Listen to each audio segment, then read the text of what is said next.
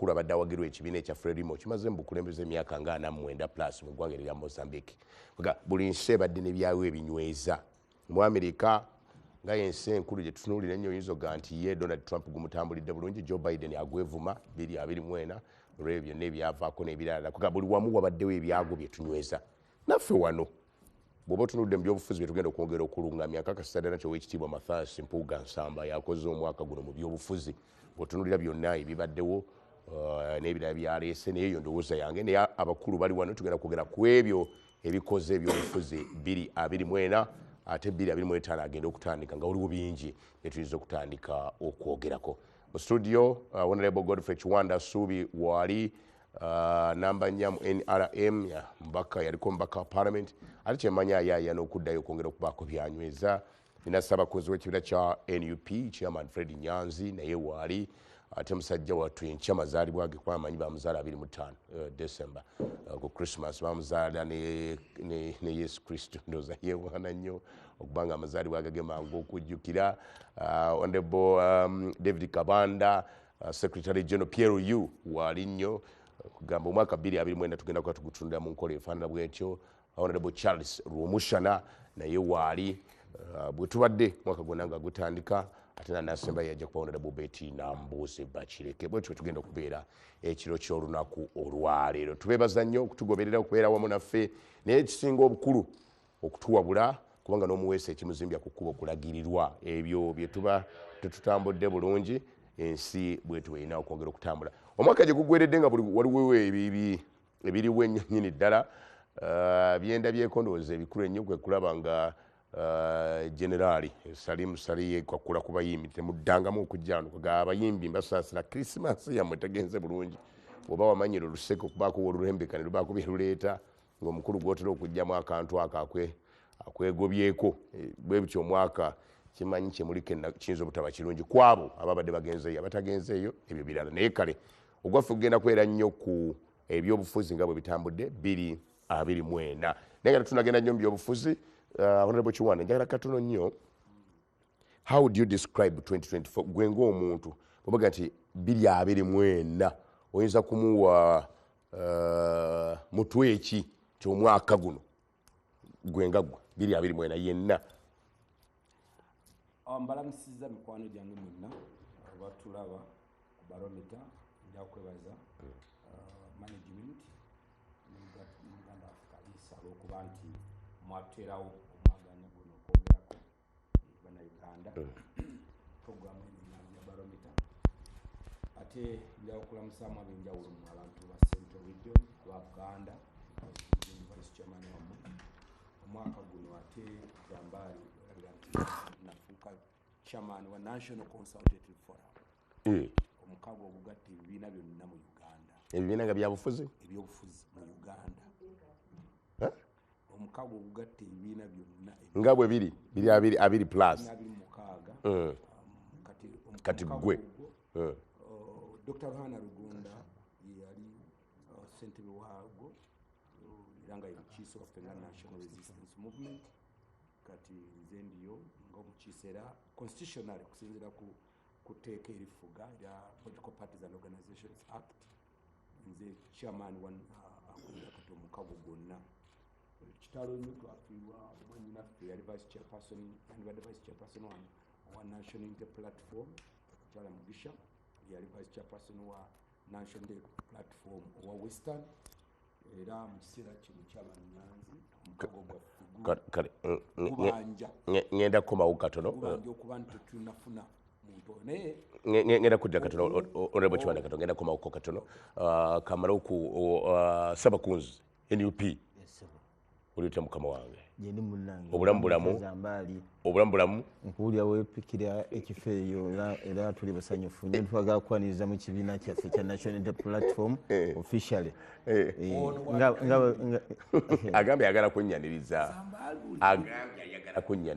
omuntu ayinza okugamba tubaza nnyo ekiseera kyekyo kyayingira dda yingirawo nnyo mukasa meme Sebo njagala okwagaliza amazaalibwa amalungi olunaku lw'enkya. 2024 kati tunatandika kulaga wala gwe nga gwe mu bumpimpi oyinza mwogerako oti. Ekisooka neyanza okumpita nate ku programu eno eŋŋanzi bannaffe mwenna batulaba ne bannange benna mu puroguramu eno katonda mulungi okuddamu tusisinkanya ku lw'ensi yaffe banyabo ne bassebo mwebale kwagala ggwanga lyammwe mwebale okuwangaala mbasabira mwenna mumaleko omwaka bulungi naye abavuga ebidduka muvuge bulungi tusobole okumalako bulungi omwaka guno gubadde mulungi nze ekisooka zambali ndoza puroguramu eno omutwe guleese tuli mukola evaluation y'ebyobufuzi biki bye tuyiseemu emabega omuli achievement ne challenges naye buli omu waali walabira enjuba n'omwezi nze ndi mu kibiina kya National Unity Platform ne munnange Honorable Namboze tukoze omulimu okulaba nga tukola byonna ebyogerwako obuli bw'enguzi okukunga okuyingiza abantu mu kibiina okukola ebintu bingi nnyo era bannayuganda okuwandiisa abantu ab'amazima bayingiza mu kibiina ne tubawandiika n'obawandiika ebitali by'abano bannaffe so ebintu bingi nnyo byendaba byetukozemu achievement era omwaka guno tugulabye ng'emmanduso y'ebyo ebitutwala mu maaso ngenda koma mukulu Daudi Kabanda kuwaniriza nsanyusa okulabako webale byonna nebyekola 2024 eno ng'olamusa kubatuwuliza oyinza kumwogerako ki katono 2024 tegubadde nnyo omwaka gwa njawulo n'emyaka emirala gyonna gye tubadde tubeeramu kubanga muzaaliddwamu abantu era ne wabaawo abafa waliwo ababaka ba palamenti betufiiriddwa nga ba NRM twaviibwako National Vice Chairperson waffe wa Karamoja Honorable Moses Alepel twaviibwako Minister Mateke Sala Nyirabashitsi netuviibwako ababaka ba palamenti abalala n'olwekyo ffe mu palamenti eyo omwaka tegututambulidde bulungi naddala okutuviiriddwako bannaffe naye ekifaananyi ekyo kyotaddewo awo ssebo ffe ng'aba MK movement omwaka guno tweyubula ne twewandiisa nga Patriotic League of Uganda omwaka guno era twakufuna rwale gaggadde tabangawo e Masaka ogijjukira bannaffe bwe bagezaako baali balina mobile rwale okugezaako kwenkanankana eri gye twakolayoko bagijja Kampala negendayo era mu mwaka guno gwe gumu ssebo mukama wange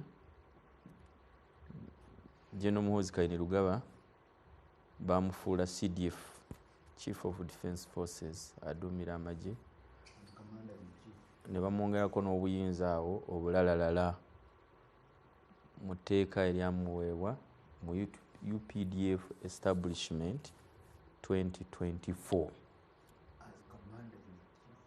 simanyi so omwaka guno tegutambulidde nnyo obubi nga Patriotic League okujja kukufiirwa ogulabyemu gubaddemu okufiirwa mu buweereza naddala abakulu naye ng'ogyeko abo bokka waliwo n'abantu bangi nnyo abafudde abalala aba bulijjo betuziika abategeddwa n'abatategeddwa n'olwekyo abaviiriddwako abaabwe nzikiriza kano nkayiseewo mu mwaka guno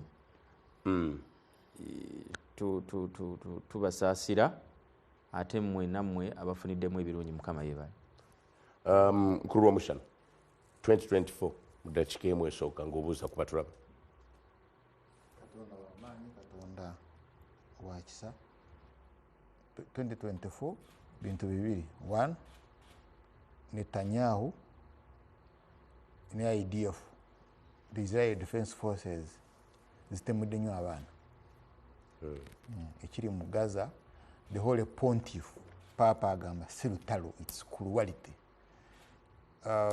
but Ezekiel agamba bw'olaba omubi ng'akola ekibi n'otamugamba omubi oyo afa gwe ne bw'okola ekituufu naawe ofa so akola ekibi olina okumugamba kitukakatako ng'ensi yonna okumugamba kyokola kibi Netanyahu era kati gwogamba ajuwulira program ogenda mumuvunuulira ekyokubiri ani anamuvuunulira ekyokubiri omukulu Matiya Kaseija naye agenda okuba oli awo ng'ekimbi agakireesa amabaati gwali mwaka guno ogw'amabaati kimbuyaga okuleeta amabaati gwali guli nga guggwako tuyingira mukumu byonna byebimu amabaati embuyaga yagaleeta embuyaga gatama neguyingira bali mutwayo mwaka guno ne katategeeranga n'engeri gyombi ekimbuyaga kyeyagatwala era abategalandinze oba kimbuyaga yagazaayo nkwaniriza nkulamusiza webale byonna mu dakiika emu bweti esooka 2:24 n'okulamusa kuba tulaba 2:24 yagenze ne mutabani wange Dennis Batte Bukanja simanyi oba Sabika naye nafiirwa omwana awaka twamuziise last week ngeggwako n'olwekyo omwaka twagutandika bulungi naye ffe gwatukabiza ate era olunaku lwajjo bwabadde bukya zabadde saa 6 ogw'ekiro ne batukubira essimu nga omu ku bavubuka abakola ne mwami Bakireke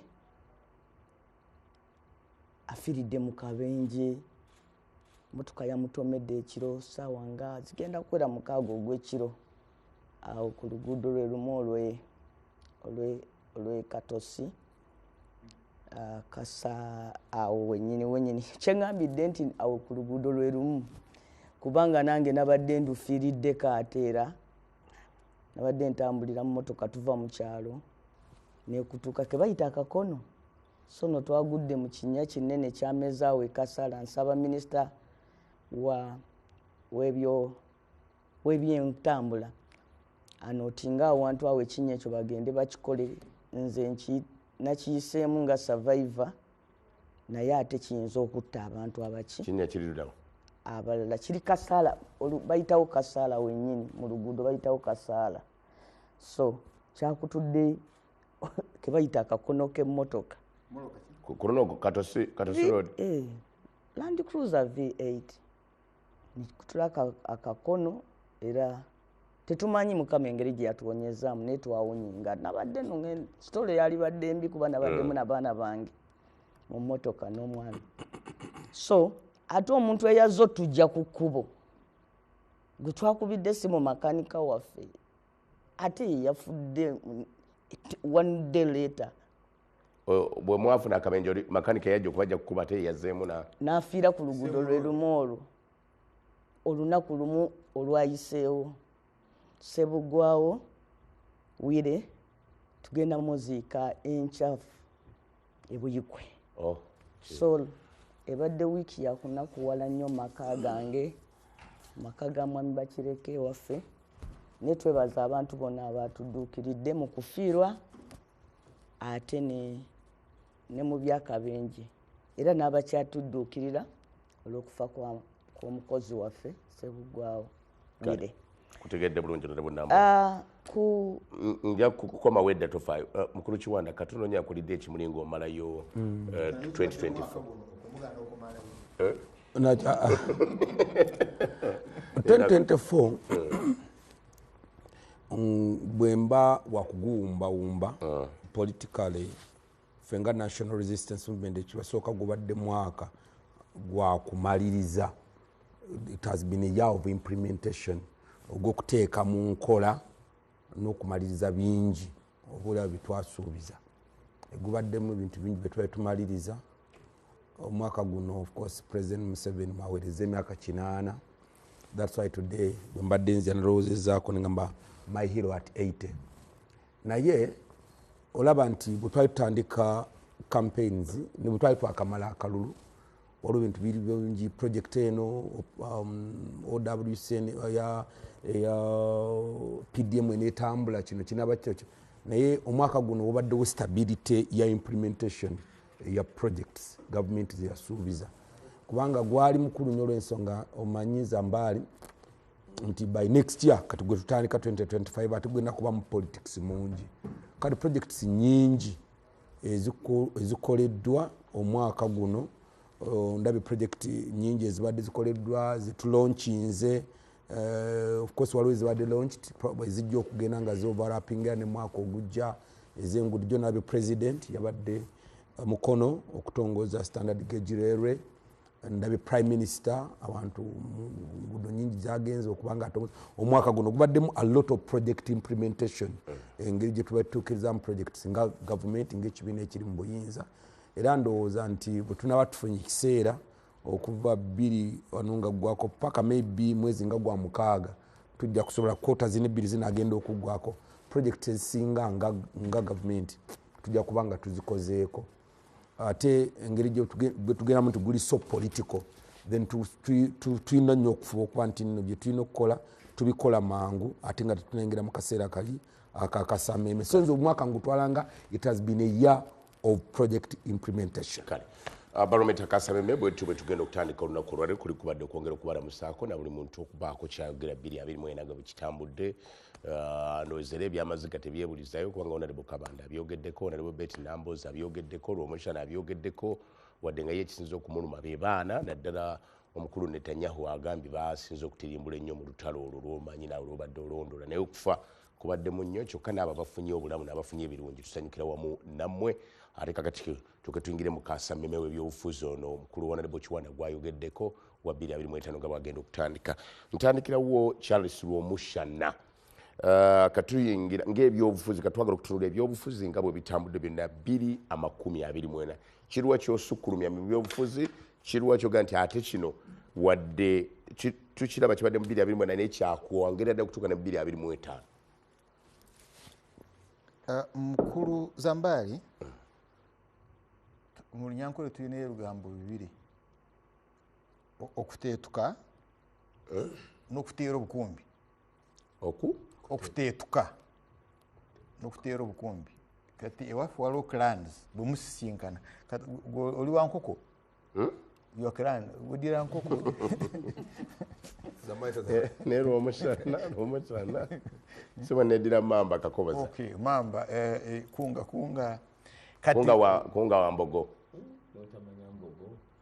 aha kakati ewaffe waliwo clans nti bwe musisinkana mutandikirawo okuyomba they call it obukumbi atabamanya alowooza mulimu obusungu naye kwebuuza kwammwe ke kalombolombo kammwe olusanga ow'embogo n'ow'emmamba batandikira nga bayomba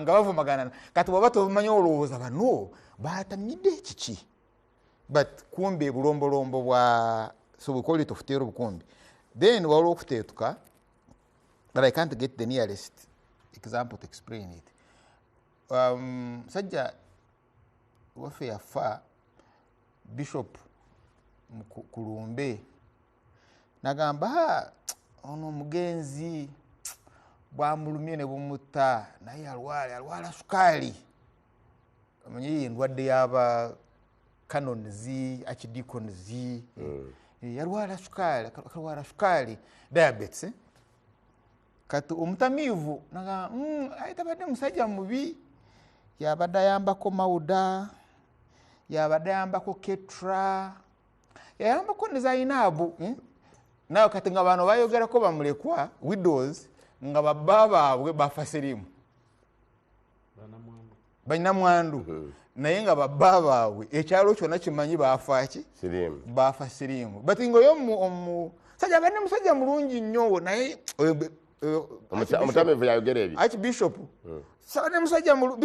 abadde musajja mulungi nnyo naye sukaali mutugyeko emututte kati olina nemakola abadde musajja mulungi kyokala yayamba nnyo yayamba Mauda yayamba Zainabu so population yaseka because yaseka yategeera nti omutamiivu okuteetuka gyali abuulira akiriko abulira Bishop totulimba ono naye yafudde sirimu ng'abalala so tuyisayisa mu bya sukaali wamu naki wamu n'ebirala. So it's a mode of communication. Seetaaga gamba bishop ntate ku lwaki otulimbye ng'okimanyi omusajja yafudde HIV. Osiga ekifaananyi. Naye olaba omutamiivu yakireeta bulungi. Kakati the politics z'oyina mu mukulu Muhoozi Kainerugaba wano mukulu Museveni yalagira tewabaawo ayogera ku bintu by'e Rwanda nga Rwanda egaddewo ensalo ne Uganda. Even the Minister of Foreign Affairs ne Parliament. But Muhoozi I'm going to see my uncle. I'm going to see my uncle. Abawala abatuusi banjagala nnyo ogenda kujja na mu booti nga boda zikoze eki nga boda nzugule. That high level diplomacy in foreign relations. With results ziri instant. But communication yakyo ife abachwezi ife abawala abatuusi baninze takubuulira what actually happened. Ate ne media ne mutagoberera kumanya what are the behind the scenes workings ezirese results zino. Ne mutagobera ku lwaki state is taking this direction. Kakati bw'avaawo n'agenda Egypt njagala ompeeyo ba heads of the military CDF Zimbabwe Malawi mawanga g'omanyi wano bootera okulaba nga basisinkana Al-Sisi president wa Egypt ate nga basisinkana Al-Sisi ate nga basisinkana n'akulira amagye ga Al-Sisi. So yakamusisinkana emirundi esukka mu ebiri n'avaayo ate nga njagala kusisinkana wa Ethiopia ate n'asisinkana wa Ethiopia naye nga Egypt bweyomba ne Ethiopia. Aye n'agamba aye n'asisinkana I think Qatar, United Arab Emirates, then Kenya somehow, then n'akola statement naga tugenda kuba Sudan. Tugenda kuba Sudan. Kakati naye nga akurala SA Rapid Support Forces yali wano mu Uganda Dagaro yali wano mu Uganda njogera ku Saabayekera wa Sudan yali wano mu Uganda yali Kenya yali Ethiopia. Unagamba kakati kitange omanyi adda ku Jesus Christ bwova ko ogenda kuono wandagirira munaku 2 nkola ki nakuba. So ne tatunulira diplomacy, that level of diplomacy but which relates to state security and national survival. Then nagamba we have mercenaries being in Kuba by 2nd February 2nd January this guno January nyinatala wakubirawo white mercenaries bali mu Jeriani bayamba bayekera waliwo technologies emundu ze bakozesa. Who are they? Katubo gwebera commentators badde mbalaba ba wini byanyuma omu n'abalala aba godu batumshabe. I think ogenda okulaba they are not deep. Kati ne kintwala ku eri gyenkulaze the communication y'okuteetuka naye ng'ereeta serious issue that mukama wa the boss of mukulu Honorable Kabanda bwawangula wetuli that his success, the success of Muhoozi Kainerugaba ze barometer zino zoolaba ugenda mu mbaga nca abagala ogenda okuziika. His failure kudduka misindi tuyingira mu IDPs bizimbe biba bigwa byowulira ebiri mu Gaza ebiri mu Khartoum. So where do we go? That wetaaga peace, wetaaga stability, wetaaga ya succeeding osobola okumuvuma ku Twitter. You get? But should he fail, toja kuba na internet emuvuma. Those contradictions. Kakati the politics that tuyingiramu in the next by 2025. Diplomacy solving ebizibu by'amaanyi ng'ekyoraba ekye Rwanda neeleetawo regional stability naye nga ffe barometer kasamemete tugigoberera munda. Why? Because tereta drama. Tuli mu politics za drama. Then newabeerawo politics endala ezikyagenda maaso. The politics of PDM, the parish development model, wamu ne mukulu Salim Saleh ne musicians. Kakati mukulu Museveni yakoze ekibalo that a parish mu myaka 10 two financial years, two terms, ejja kuba ena 1.6 billion shillings. That money will be available. Naye nga eina homesteads 500 homesteads. Ekitegeeza mu myaka 10 each homestead ejja kuba eina million 3 access, because PDM is access to credit. Sente zanaabateereddeko mu parish buli homestead ejja kuba esobola to access million 3 mu myaka 10. Right? That means buli mwaka ye mitwalo. In other words, this is magic egenda okumalawo obwavu. Kisoboka ya kiwanda nga bw'omuwulira. Aga mu myaka 10 oyina emitwalo 3 ate ogenda kuba mwavu. But kyobalaba abewaffe mu kyalo balinayo ekibiina bataka kweziika. They contribute money, they save money to bury themselves. But ogenda okulaba zo ate ze balya mu kweziika is in millions because bala emitwalo 3. Chola mukulu Museveni waba alambula atunulira obubizi najangu bwati. Lola ono emitwalo 3 etagula etafiringa na full tank. So nayo modo tugenda kubeera nayo mu kakati bwe yabadde mu the same model. Naye yagayo banazikosa obulungi asobola okubongerako mu myaka 15. Ng'olaba ekibala abalakyewa. Agenda kufuga myaka 10 endala. Naye achievement yagambe 10 asobola kyogera ku myaka 15. No please. Katusoka tugendere ku myaka 10 gyagala okweyongerayo. Mumuwe ekisanja ekijja n'ekiddako. Achievement gyagenda okuba nga akoze nga byonna bigenze bulungi. Bakabana nga bakoze bakiwanda nga bakoze nga byonna n'ababawakanya bano ababakubira obugalo nabo nga bakoze ne bakunga bo nga bakoze ne kivayo bulungi ajja kuba asobola okuwa homestead emitwalo 30 paya access average what you call per capita. That's but per homestead. And agamba that is the magic bullet mujja kuba muvudde mu bwavu. Kakati mukulu Saleh ne mukulu Museveni using the same model yayita abayimbi to change, to influence minds. Ye model gyeyali ayina nti abayimbi bagenda ku influencinga minds ne babawa sente. You remember? They gave them a lot of money. But ye model teyali nti kola ebirungi ng'enguudo ng'oluguudo omukyala bete namuzi lwabadde agamba that the road is good and people's mindset will be changed. Bajja kukikwagalira because enguudo we nungi amalwaliro weegali amasomero weegali balo agamba engeri gy'ebitone bino katunoonya abaana abayimbira the lullaby. Now bana abayimbi bo bakitegeera bulungi ne basalamu ne bagenda gulu ne beebaka. So mukulu Salim Saleh agambye owaaye kati nange nkoye munveeko kati akyagamba munveeko mukama we ayabawa sente n'agenda embali abamalaaya mbadde mugamba kiragamba naffe twagala zaffe kaakati kyembadde mbabuuza PDM ezabamala mumanyiganye there is a way you know one another. Naye yababuuza details sijja kuzireeta wano ku mpeo but bamugamba iye tumanyiganye there is we network nagamba okay kakati namwe babawe.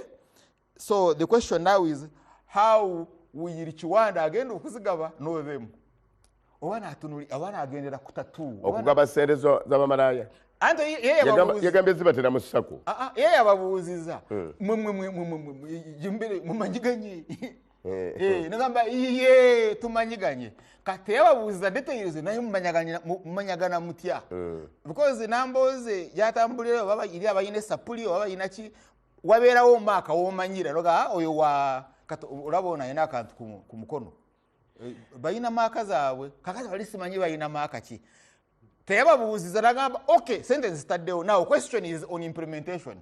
Kiwanda agenda okwetika amaguti ya gasente ogatwala abamalaaya kati agenda kubabuuza kikakati wolemerwa abayimbi ne bajja ne bakulumba egulu ne beebaka nogamba koye so kati lindako guno omwaka ng'ogugwako ojja kubeera salimusale nga gaba banange nkweba malaya muddeyo n'omusana akutadde. so ye PDM yesebo So ebyobufuzi bwa PDM salimusale n'abayimbi diplomacy ya muhozi debda. Okay, kale 2024 boti bomula Honorable Kabanda ndiwo ndi mu kutunuulira 2024 nga bw'atambudde nga gwe n'okusingira ddala mu nsonga ez'ebyobufuzi. 2024 gubeera mwaka oba omwaka ogwefaananyirizaako ne 2 omwaka oguba guddirira ogugenda okukola ebyobufuzi by'NRM. Kubanga bw'oba otunuulira ebifuzi by'NRM mu biggwa mu mwaka ogwo oguba gugenda okutuuka gwe balonderamu akalulu ka general elections. Kati akalulu aka general elections kabeera ka 2026 ketugenda okuzaako.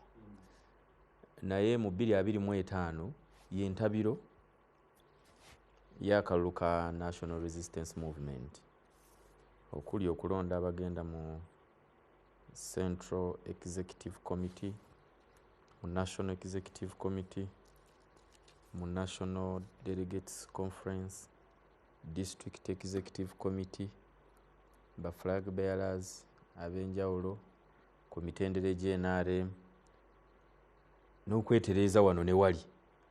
Kubanga bw'oba teweeterezezza naddala mu mwaka guno gwe tumaze obeera tomanyi kyozzaako maaso wali. Bw'oba osigadde oli mu confusion ogamba nti ki kye tuliko ki ng'ab'NRM mu 2024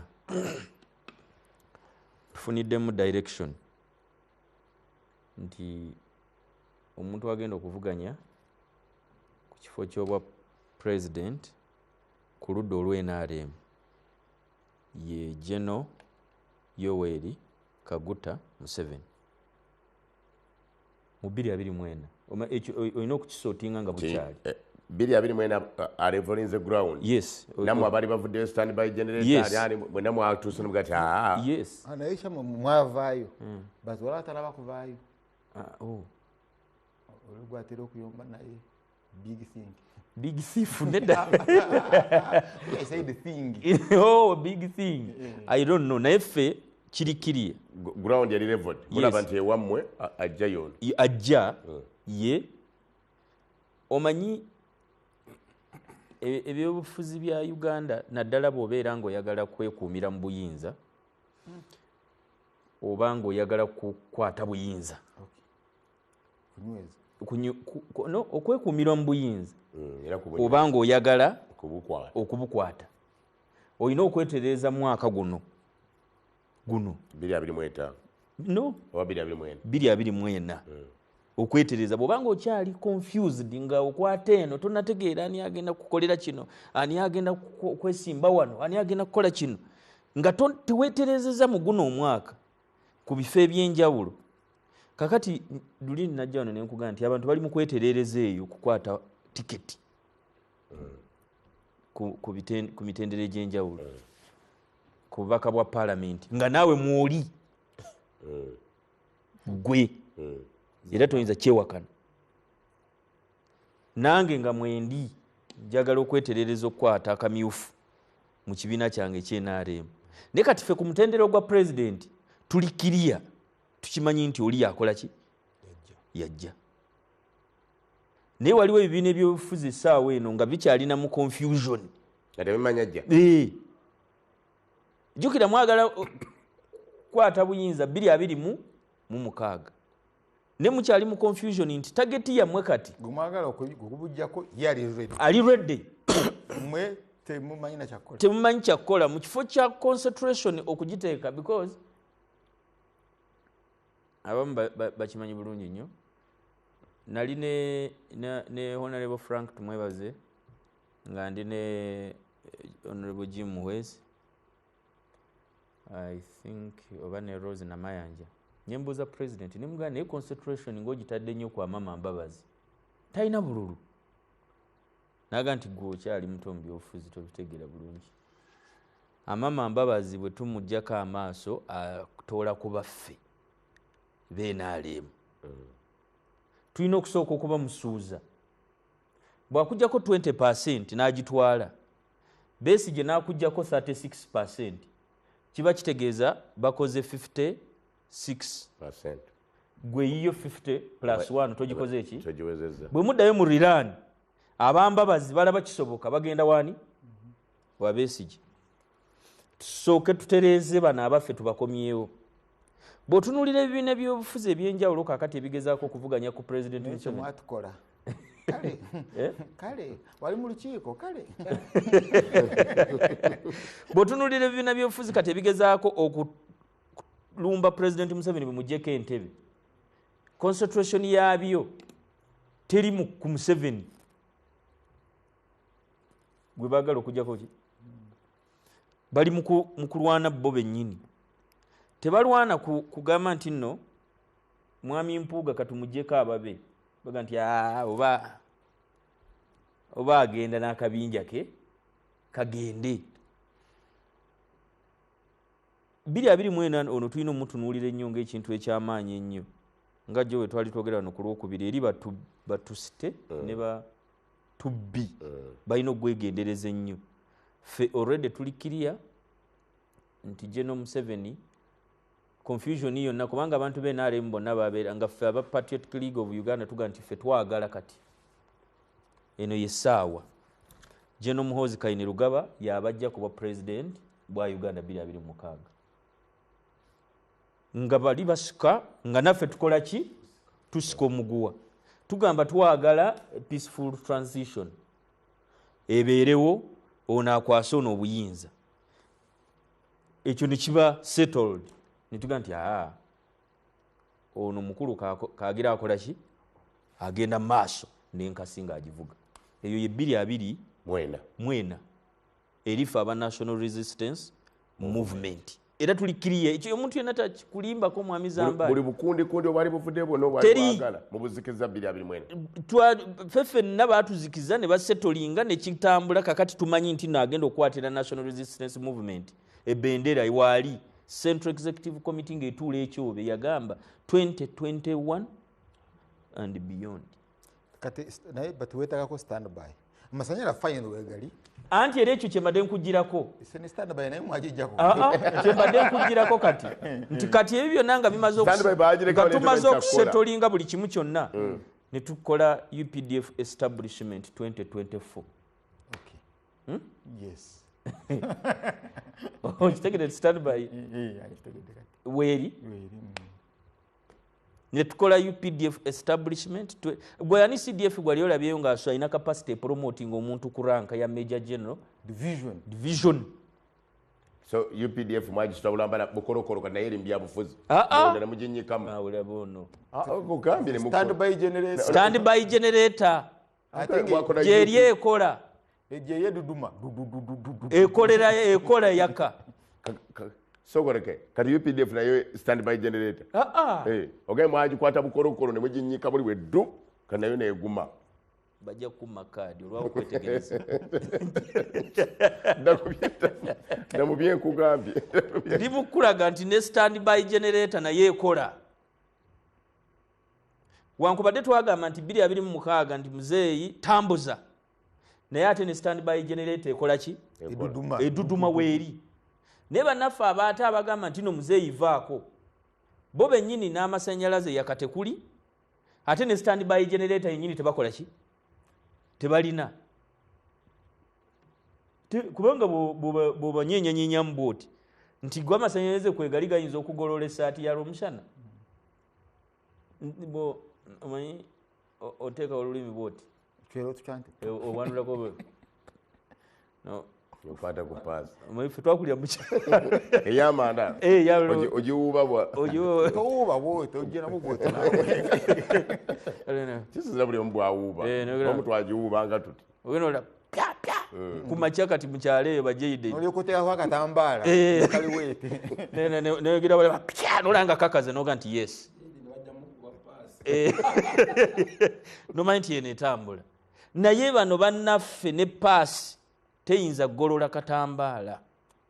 so 2024 olaba okwetereza kw'abali mu buyinza kunywedde naye okwabatannatuuka mu buyinza ate ng'akalulu ka mwaka gujja guli kati gwe bw'obanga tonaba kwetereeza mu mwaka guli ogujja ng'onaakyalwana nze njagala okuba loodi meya nga bamuga nti avaayo togendayo tukuteeke mu Kampala Central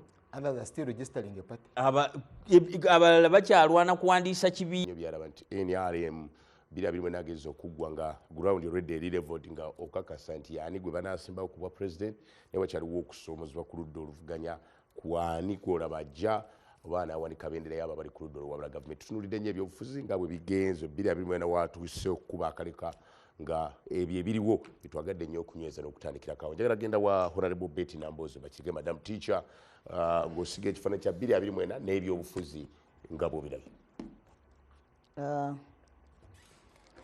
Saba onzikirize nkusomereyo wano mu Bayibuli mu Zabbuli eya37 olunyiriro lwa 35 kutuuka ku 40 lugamba nti nalaba omubi ng'alina obuyinza bungi era ng'agulumidde okukira omuvule ku ttaka naye baagenda okuyita erinnya lye laba nga taliiwo era namunoonya naye teyalabika. Weekalirizenga oyo atuukiridde olabe ng'awa amazima kubanga enkomerero y'omuntu oyo y'ey'emirembe. Aboonoonyi bo balizikirizibwa bonna, enkomerero ddala ey'omubi eri kumpi. Naye obulokozi bw'abatuukirivu buva eri Mukama, oyo kye kigo kyabwe mu biro ebyokwirabiramu ennaku. Ne bwe nkomaawo nga tunayengera bampadde sente zo zino mbadde nzirabidde zikuwa omukyala ayinza okuba alaba nanfuukire naŋŋamba omukyala namusanze ku mbaga naŋŋamba nkuwe sente zino kyekirabo kya Christmas kyayinza okuwa naye yampadde zino nga neyanzeege kutuukirwa kuba yaŋŋambye ava UK eyo namugaa nti zezo oyina nti mbadde sinakyusa guno nga zivudde eri nga ziri nnyingi naye no zituuse naziraba oba zibulidde mu waya ng'eza gavumenti neyanziza nnyo neyanzeege ayinza okulaba omukyala yaŋŋambye akutumidde nnyo nagaa wakiro n'abaako kyonoolyamu neyanziza nnyo neyanzeege era Namboze yekanga esente zino zetwalire Namboze neyanziza ali ku TV okulaga nti obwesigwa bwanzigwamu neyanziza neyanzeege ng'oli eyatumira lw'omushana ku mbaga gye nali waliwo neyamutumidde namulabye ndabira lw'omushana ye omukyala yaani teyaŋŋambye erinnya lye ndowooza naye yaŋŋambye ava UK bakomye muno okujja kulya kaakati sebo era nange namuzeemu nti zino zoyina naga sinakyusa bulungi saliza naye guno okoze nga liifu awo okoze nga liifu oyimiriza essaawa genda maaso anti liifu kati obuddemu omukuwadde genda maaso bwe guyita nga ayimiriza essaawa. Kaakati ekyawandiikibwa ekyo bwe nkisomye kigenderedde kugamba osobola okulira omuntu ng'anyumya tukutte n'amagye tukutte eri tukutte egindi naye Zabbuli eyo eŋŋumya nti yalaba omubi ng'agulumidde okukira omuvule ne bagenda okuyita ettaka lye erinnya lye nga taliiwo. Nze nsoma Bayibuli globally 2024 bamusamalize ne bagamba that it has been a year of historical elections and global unrest. Ensi 60 zabadde n'okulonda naye olw'okuba sirina budde naye okulonda okwo buli gye kwabadde kwa byafaayo naye era n'ensi yonna teteredde. Mujjukira entalo zino olw'e Ukraine zendala zonna zatandika ng'ezisaaga naye bwe tumalizeeko omwaka naguno ng'entalo ziganya okukola ki okuggwa nga zifensi ezo ziringa ez'okubeera mu ntalo forever. Wano e Buganda Abaganda balaba ekintu Abaganda abasinga obungi abaliwo kati kye tutalabangako ekya Ssaabasajja okuddugala olw'okuba nti nno tubadde tetukirabangako waliwo okupanikinga okw'amaanyi kyajja kinene nnyo nnyo nnyo era ne mukolerwamu n'ensobi nnyingi ezeetondebwa netugamba nti gutusinze nnyo Ssaabasajja. Naye omwaka guno nga guggwako Abaganda bafunidde ddala okukubagizibwa okw'amaanyi ne bwe tubadde wano mu mpaka z'amasaza nga tuzimalako, nze nafuna n'omukisa Ssaabasajja n'asiima ne mubuuzaako, naye abantu ne baddamu essuubi ery'amaanyi. Era mazima Ssaabasajja Kabaka atuweereza obubaka bwa Ssekukkulu n'omwaka omujja Zambaali okuggyako atamanyi kusoma y'ataategeere. Naye Omutanda ebigambo bye nantaggwa buwoomi ng'ekkubo erigenda mu ffumbiro, ebijjudde amakulu amakusike, era nze bindabikidde nti bijja tulambika bulungi mwaka 2025. Era twagala kugamba nti Ssaabasajja alamudde nnyo, tweyanzizza nnyo, tweyanzeeki. Eno ewaffe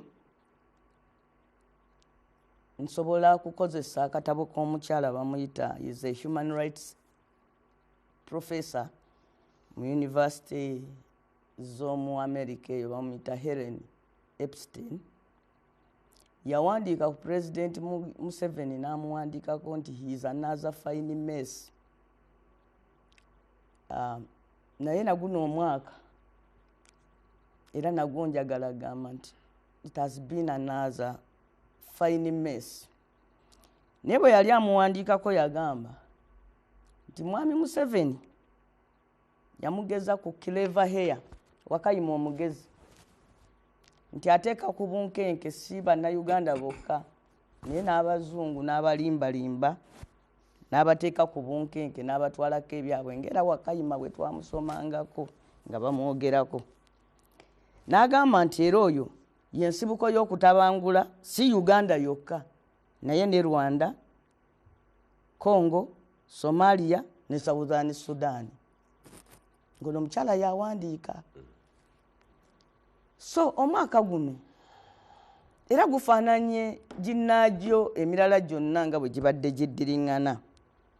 N'ekikulu kiri bwe kiti, President Museveni yaludde eddaaki nakkiriza nti awezezza emyaka 8 emitongole. Ewaffe eyo waliyo omusajja mukulu bamuyita Mbuga, Katonda amuyambye n'akaddiwa n'amagezi ge, alina emyaka 86, naye anyumya nti Mwami Museveni mu kibiina gye baasoma yamuli emyaka 4 mu maaso.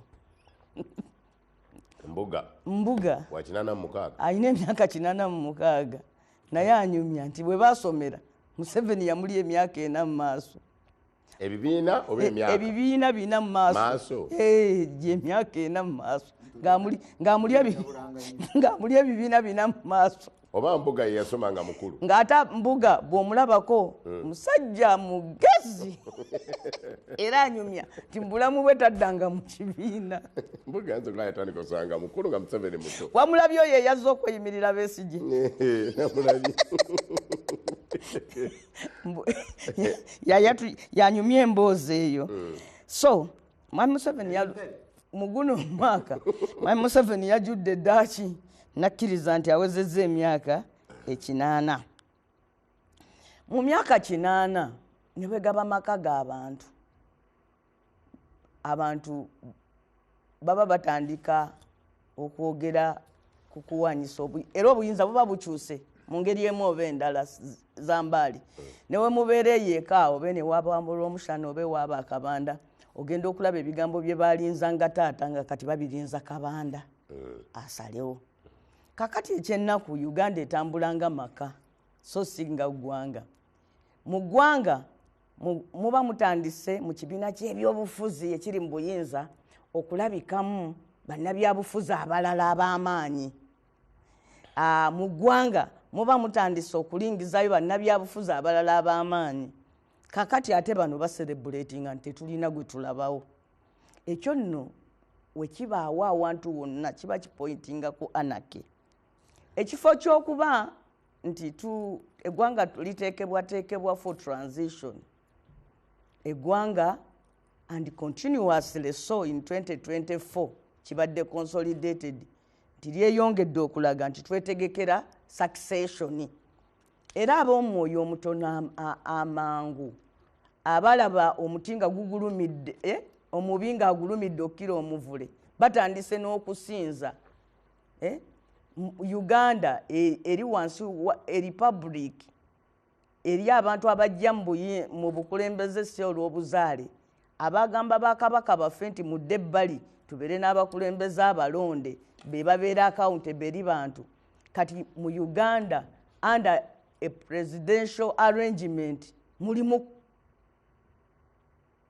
omulangira alinze nga nno talinze lwa magezi masufu kubanga bukyera enkya n'ayogera ebigambo n'aboogezi ba gavumenti ne babula ne kye bagamba nti kati agambye nti enkya tujja kukuba Sudaani y'e Katuumu kati agambye enkya tujja kulumba Congo luli agambye enkya tugenda kulumba Kenya Asitusaawa agambye gwe muduumizi we yaliko ow'amagye genda oli abeewammwe Afubutusaawa agambye gwe ambasada wa America sikusanga waawo naye nga mulangira alinze kakati mwabali mweyo embeera mugamba maama omulangira alinze nga ebigambo nga byayogera tebikwatagana kakati abatamwagala ne balyoka basuulawo bye basuulawo bye sijja kwogera olwaleero kale omuntu bw'alaba embeera eyo yeebuuza Uganda bwafuuka bwakabaka kati bano abasajja ba kabaka abamulya mu ngalo kyova owulira nga bayimba abasajja ba kabaka ffe tumulya mu ngalo naye bagamba nti mu gavumenti bwe zityo era ono Helen Epstein yakyogera yagamba nti ekiri ewuunyisa gavumenti ya Uganda y'okusinziira bye yalaba oyo profesa nti bweribeegwa egenda kusebengerera nga ye Zimbabwe bwatyo bwe yalagula mu katabo ke naye omanyi abawagizi ba gavumenti balinga akasiisi ku kibbo ekibbo we kibeera ku mmeeza ne bwe kiwanuka ne kigwa akasiisi ko kaba kalaba nti kikyali mu kifo kyekimu kubanga batono nnyo wadde n'ababalinaanyi abamanyi ebigenda mu maaso mu 2023 Kabanda yali wano ng'aboggola ng'asamba ne ku ttaka Ngoza ateekwa okubeerako ku ballot paper kati agambye ffe twamaze dda kandidate tumulina kwegamba naye yennyini kye bamugamba leero kyayogera enkeera tomwewuunya wiiki ejja n'akomawo ate n'ayogera biki birala bwe ntuula wano awali ono omwami eyatukiikirira mu CA Aishada mpulira ennaku n'okwekanga nga mpulira abantu baserebuletinga okugwa n'okusaanawo kwa ssemateeka ng'abantu baserebuletinga ekya UPDF okufuuka a department of a political party. In fact, ne political party ya NRM tekyaliwo. Kiwanda wuuyo eyo gyagamba gyali musimanyi mwani gyakulembera alliance simanyi biki. Kwerogoza n'okuma olubugo naye nga lubaale mubbe. Awulidde nga lubaale mubbe. Bimeka bye bakyatuulako nti no bammemba baseeke baatudde bamanyi wadde ekigenda mu maaso. Awulidde gwosobola okusanga nze bw'ojja wano ku mulyango gwa NBS ku Tuesday Kiwanda wuuyo ayingidde ne Kabanda wuuyo ate osobola oga nti Kabanda oba ye Kiwanda kubanga yayingira n'obuyinza obungi yayingirirako ebitiibwa ogenda okulaba ebitanda tyani ayitawo nti Kabanda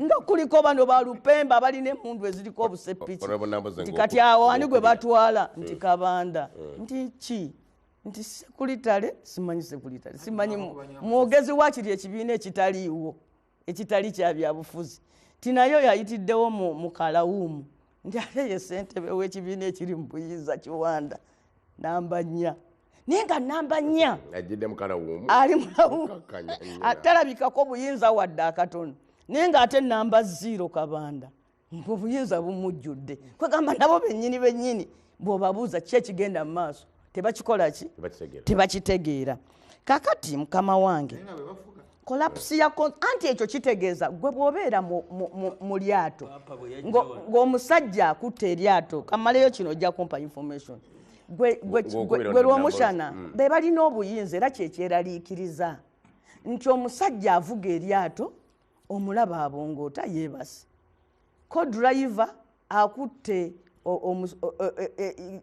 giribwa asima mu lyato ekituli kakati gwali omwo owewaane bagobyeko kapiteeni ow'amayinja bamutuuzizza mabega ate eyabadde azze ng'omusaabaze mu lyato gwe bagambye kati gwoba olivuga ng'okuba endulu ng'ogamba gye tugenda tulabayo kyemmaliriza nakyo ky'oba onzikiriza mu ddakiika emu nti 2024 akakasizza okusaanawo kw'amasiga 3 nze ndi mu paalamenti ate nali ne mu paalamenti eyaggwa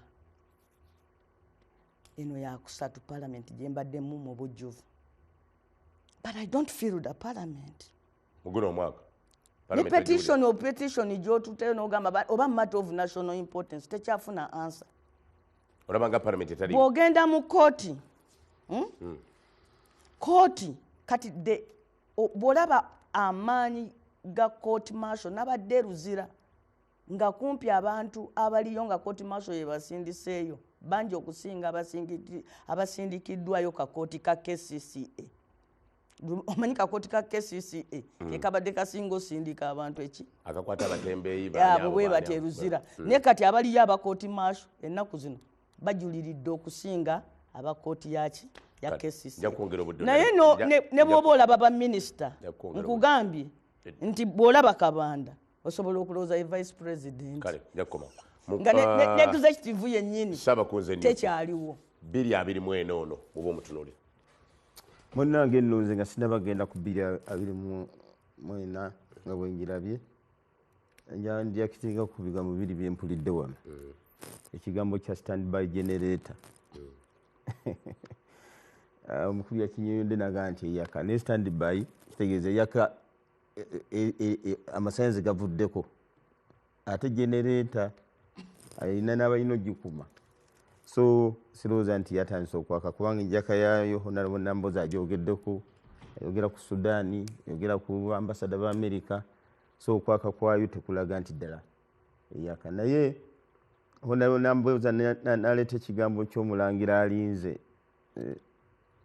kyempuliriza ddala mu bwongo bwange nga tekijjira ddala mu ggwanga lyaffe lyemmanyi obulungi ne gye tuvudde nkakasiza ddala nti nekyo honorable Namboza nkugumya ekyo tekisoboka tewaliwo mulangira tewali mulangira alinze wano bano bennyini bajja tuyamba beekube eno muzeyini bwava bajja tuyamba beekube tulina kugenda mu maaso na nteekateeka eriwo kubanga buli akahindo otafira byayogera naye Kabanda byayogera olabira ddala nga ensi yaffe eri mu buzibu walina okubaayo abantu abalinga ffe ab'enteekateeka ennungamu eri eggwanga lino ekyo ngenda kyogerako ku nsonga y'enguzi nenge gyemugenda kakati era bwe mbadde nzija wali wansi Kabanda mugambi muto wange vayo mpitewo nze ndi free ng'alina omusajja amukuumye nemugamba nti nze ndi free nekanze alina eddembe lyange mpitewo ngende ku program so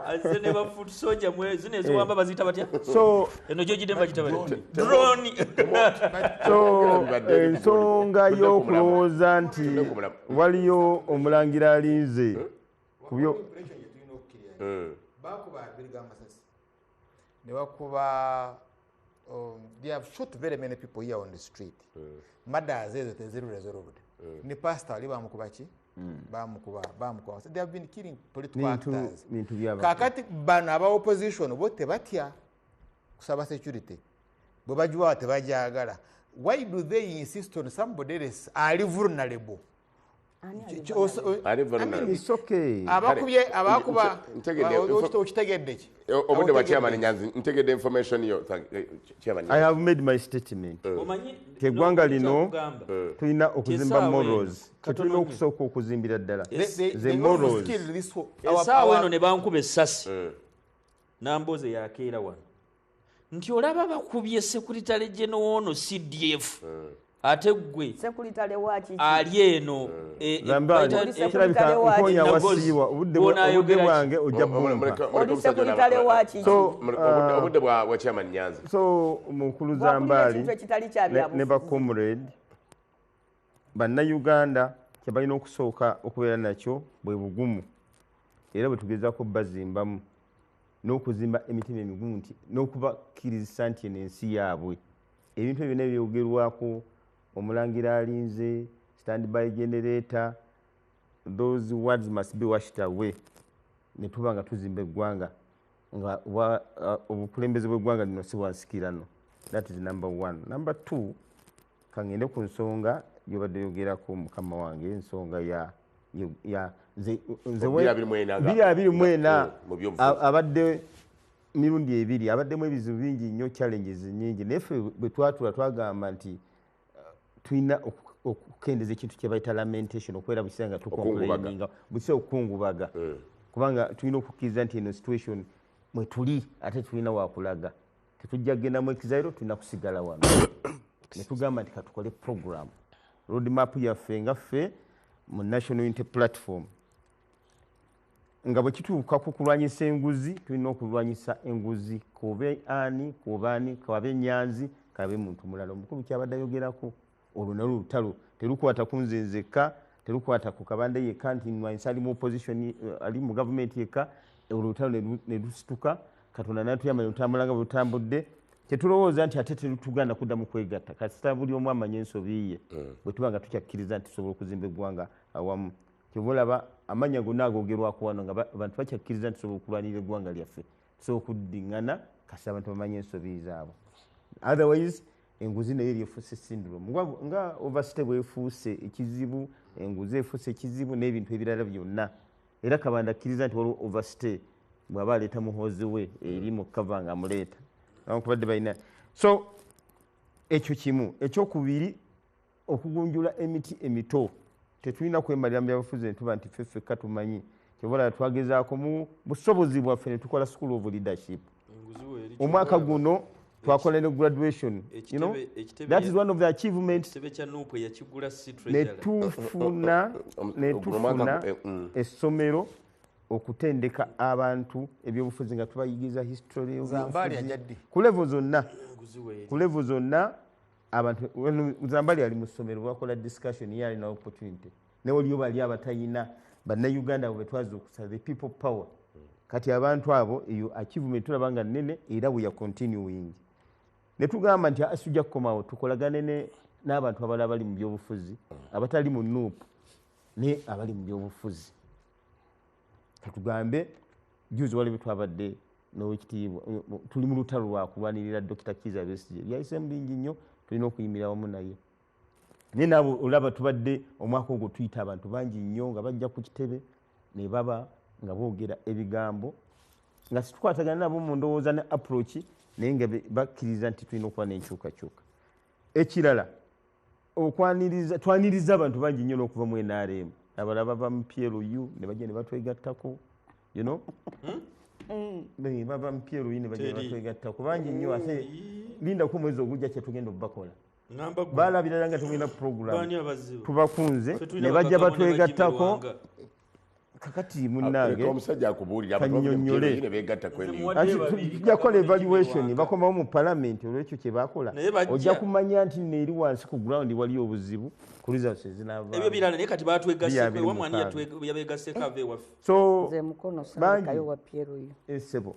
Kakati ensonga endala Zambali y'ensonga y'okukola party structures. Omwaka guno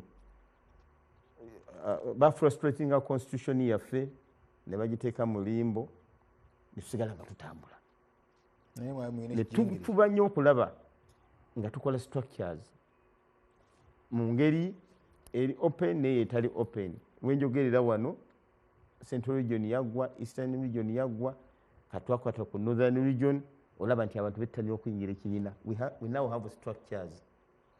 Kati ensonga endala zindowooza nti nkulu omwaka guno Western Region naye tutambula lwakuba twafiirwa deputy president waffe. Very soon tujja kuba ate tubakubayo ekimyanso ekirala. Tusobodde Zambali okufuna offices mu buli region ate nga zamugulu ate nga tuli balandi road. Ekyo kikulu nnyo, tusinga NRM tuli balandi road. Era very soon mu regions ez'enjawulo ojja kulaba nga tulina offices ze batasobola kujjawo ze batasobola kusimbuliza tukyalina ku region tuli kusabu kakati bagambye balina ewaffe tupangisa omusajja ono ebintu ebimusibwa musibiseeko z'okunnyonnyola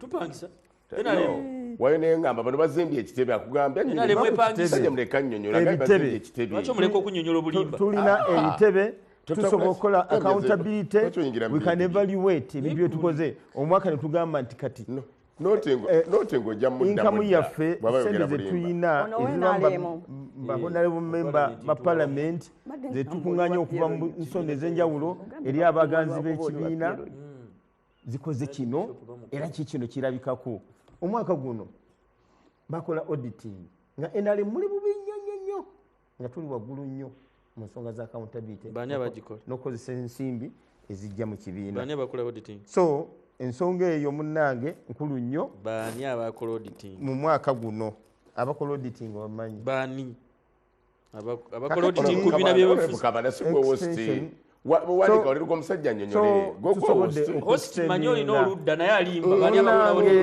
omusajja mala okunyonyola nootinga ojja mubuuza edda anoonya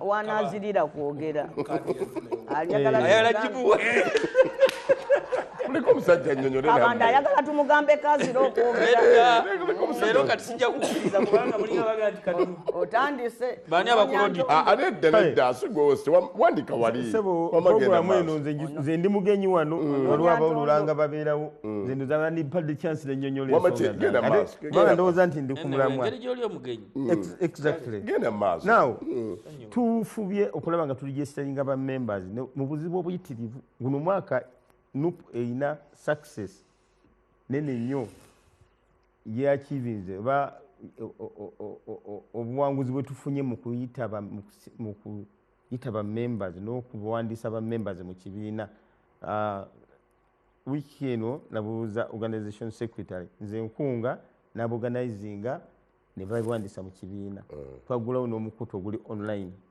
kakati twasuse mu bukadde 10 bano ab'NRM omanyi kye baakola bakwata bachairperson b'ebyalo ate tebalina kubeera na kibiina abo bachairperson b'ebyalo nebo bye bakozesa ne bagenda mu national agency ne bakuppayo amannya ne batwala ku secretariat yaabwe ne balangirira nti baweza miliyoni 17 anti kati owulira neffe ebyaffe biri real tugenda abantu ne tubamatiza ne batwegattako abalonzi mubano balina 18 kati ndowooza olaba how steady we are naye ng'amaali bw'otunulira tuwazi zaffe zetutambuddemu olaba nti omulimu gwa mobilization bw'otunulira tuwazi zetutambuddemu olaba nti mobilization yaffe bwetwali luisi tukaleki abantu beyongeddeko okutwegattako eggwanga ate yetaaga legitimacy it is already legitimate munaye so kakati n'abantu okuba nti nno bamanyi ekigenda mu maaso kyetuyita okulabisa mwakirabanga ekyokusaaga era senga twali in a normal political situation tuli mu ggwanga eggunjufu senga ffe tuli muki mu buyinza naye waliwo challenges mubumpimpi omwaka gwonna challenges tufunye ekizibu ekisooka ye Museveni okuba nti yatambula naye yalagira polisi ffe netuyimiriza tuba tusituka bwe tuti nga batuyimiriza ekyo kyabulabe ennyo ate tetupowa bwatuyimiriza mu ngeri eyo nga tugenda mu yekyama ate kati bwe tunasituka oluvannyuma ojja kulaba nga tekiri massive kubanga ate enkunga ey'ekyama nungi nnyo nayo kati mukola mu kyama exactly kakati ekirala twafiirwa deputy president waffe mu western region omukulu abadde amwogerako kikyannaku ekyo kyatuzaamu emabega ne tujja kusala amagezi ag'evumbavumba tutambule kakati tulina ekizibu ky'aba political prisoners bano n'okufa kw'ekkooti omugaso gw'ekkooti mu Uganda constitutional court yasalawo ku nsonga ya court martial obutateeka bantu ba bulijjo mu kooti yaabwe ekintu ekyo kiremye. It's a very big challenge bagiyambisiza mu byobufuzi naye ku saidi yaabwe ekisinza obonoona nti abaana bano bavaayo babanga kiri bakikozesa kuwona kibambulira ne bamala gakkiriza emisango gye bataakola ne bwe bazze bagezezaako okukolaga ekifaananyi nti bakyayimiridde wamu naffe. Olivia Lutaaya omwana omuwala oyo gwe babonyabonya ebbanga eryo lyonna kati yavaayo n'alaga ekifaananyi ekituufu nti birira mu kakati kakubi kakatike.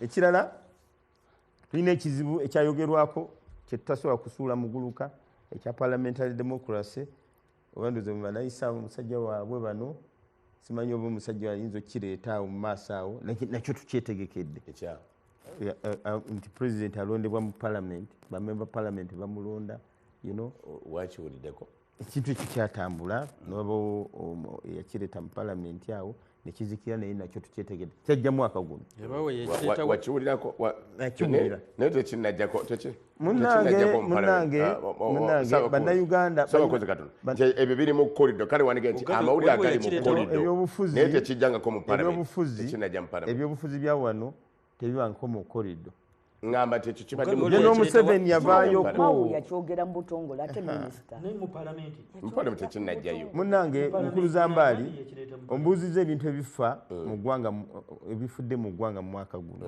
nze nga Ssaabakozi sinza kubeera ku TV abantu ne sibabuusa ku nsonga eyo kubeera redde era n'ekigambo ky'okugyawo emyaka bwe kityo bwe kyakola ki nja kukudira chairman ngenda kukudira mwongere yazane finally ebizibu bye tufunye ebikyajjukibwa mu mwaka guno bitulina okwegendereza kwe kufuba ennyo okulaba nga tufaayo ku bantu n'emirimu gye tukola. Ebyagwa ekiteezi tetusobola kuvaanawo nga tetubyogeddeko kubanga tugenda mu mwaka mulala simanyi bisiga kifaananyi kimu byobufuzi bwe nakuddisa obudde obulala ejja kuba otuwa ebyagwa ekiteezi nekyebisiga ku byobufuzi bya Uganda 2024 Honorable Kiwanda nkusabidde finally nga manyi ogenda kulangira bwa Lord Mayor kati ekisooka ndowooza olw'okuba nti programu yaffe ya byabufuzi tuvuze nnyo nga tuli ku line ya politics. Ekisooka abantu bonna bagenda okuwangula akalulu baba ne factors nnya. Mami Kabandemu yagikonyeeko ya candidate. Bulomba mugenda mu kalulu candidate. Olwaleero we are clear nga National Resistance Movement nti candidate tumulina. Ekyokubiri ye message. Obubaka bwe mulina kubanga temugenda bugenzi mu bantu ne balina okubanga mulina obubaka message. President Museveni ennaku zino zonna program zonna zabadde atambulamu akulaga nti message yaffe ya National Resistance Movement weeri eri mu kulwanyisa bwavu mu maka kye tuyita household income era message eno etambudde. Ekyokusatu ekibiina ky'ebyobufuzi nga kinaawangula akalulu ye teamwork okubuildinga team nga National Resistance Movement Chairman Nyanza badde akugamba alabika omanyi tukwatagana musaidia naye abamanya bitambula eno tutuyingidde miliyoni 18 anti agali bali mu 10 fe tuli mu 18 abadde akulaga nti muyabalaba which percentage is that one? Do you have 51% already? tulina but those are registered members. Those are fe tulina gundi za mirundi ebiri tulina kituta registered members and even the voters kubanga bwe tuba ne ba register tuandika abavubuka okuva ku myaka 17 mwamanyira dokozesa butu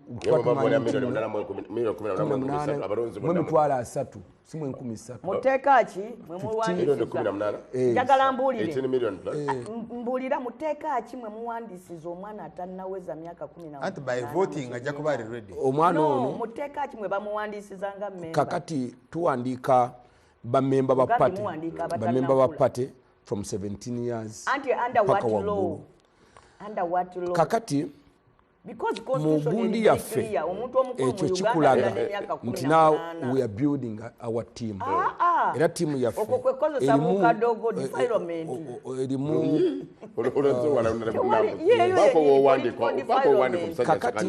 so kati okuzimba tiimu yaffe kati njagala okubategeeza ba National Resistance Movement mwaka guno nga tumaliriza okuwandiika bamemba baffe kati tugenda ku extractinga kyota voters register from the membership register So muyina kyemuyita members register then ne voters register so bamemba muwandiika okuva ku 17 n'ogendera ddala emyaka gyonna kati bwemutuuka mwawula mutya voters negundi yes of course kiri digitalized bira biri mwena waggwereddeko nga mubifunye you have a candidate yes there is a message tokyasobola kubuuza olwaleero nti omulamwa gw'enaali mulamwa ki twakati olwayo omuntu ne mulina mulamwa ki anti kugambye nti message yaffe yakulwanyisa bwavu mu maka that has been a president omulaba whatever the case message eyo tugitambuza kati nkubuuza olwaleero ku kibiina kyoyagala okufuna kaadi bali kuki obabuuza what are they kuzoganya biki totegera bibaliko era tosobola n'abawagira bennyini infatti olunaku lw'oli bitegeera anti ndi mulonzi nange ndi mulonzi mala kutwegattako bonna otwegattako ojja bitegeera bannayuganda obabuuza nti bano bali kuki tebabitegeera nabo bennyini ababikulembera kunga tewali kati message yaffe emanyiddwa candidate amanyiddwa resources tuzirina and finally the team yes the team has been built kati meya wangambye olina okulinda abantu ne bamaliriza ng'oyogera nga betwakoze kakati kyenjagadde okukolaga nti bwe babeera nga bali buguba mupiira tiimu zetuzanya ziri bubi nnyo bali ku biwundu kakati mwami chairman Nyanzi ageze n'agamba abeerosi first of all njagala kumujjukiza nti LC mwami Nyanzi twazironda tuli mu party politics NRM ina almost 90% of the chairpersons b'ebyalo so waga nti twakozesa abeerosi bawandiika bachairperson b'ebyalo abasinga mu constituency abasinga ba national resistance movement kyenjagala omanye ekiramu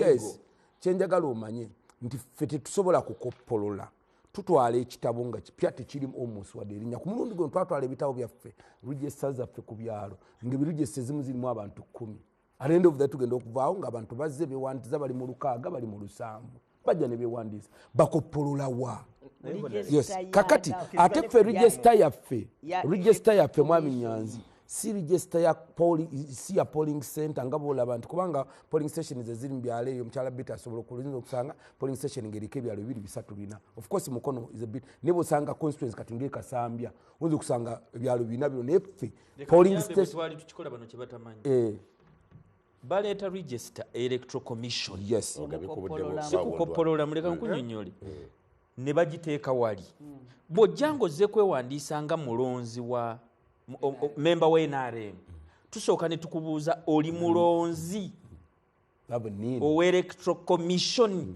oba tugenda kukuwandiikira bwereere wano akaluluko bwe kanaatuuka kafiire bwereere era bwe tuwandiika omuntu nga tali mu national electoral commission tugenda kuddayo bano abamembers ba SEC tubakunge bano tubateekako ne kasita nti ono twamuwandika naye tulina omukunga agende yeewandiise kakati mbadde Zambaali kino kikulu nnyo omukulu ng'ali waggulu kino kikulu nnyo kikakasiddwa olwaleero nti NRM ekozesa national register that is number 1 number 2 nti bawandiika abantu baabwe bamemba baabwe number 2 Honorable Kiwanda akkiriza nti bakyemani beerosi wano bakozesebwa mu kuwandiika bamemba ba NRM yes ekirala